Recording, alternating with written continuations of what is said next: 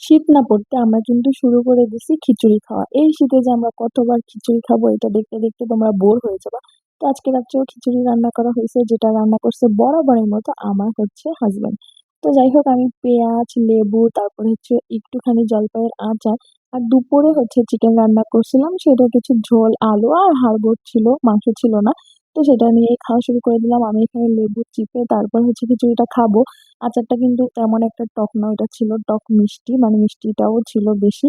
তো এই কারণে আমি লেবু নিছি। তো এই যে এবার আমি খাচ্ছিলাম পেঁয়াজ ছাড়া, কিন্তু আমি খিচুড়ি খেতেই পারি না। আমার কাছে খিচুড়ি মানেই পেঁয়াজ আমার লাগবে। পেঁয়াজ ছাড়া খিচুড়ি খেতে গেলে কিন্তু আমার মনে হয় খিচুড়ি খাওয়াটা মানে সম্পূর্ণ হয় না। তো যাই হোক, আমার হাসব্যান্ডের হাতে খিচুড়ি বরাবরের মতো আজকেও অনেক মজা হয়েছে। এখন কিন্তু আমি কোনোদিনও খিচুড়ি রান্না করি না। মানে সে যেদিন থেকে রান্না শিখছে, সেদিন থেকে সে নিজে রান্না করে, আমাকে আর রান্না করতে দেয় না।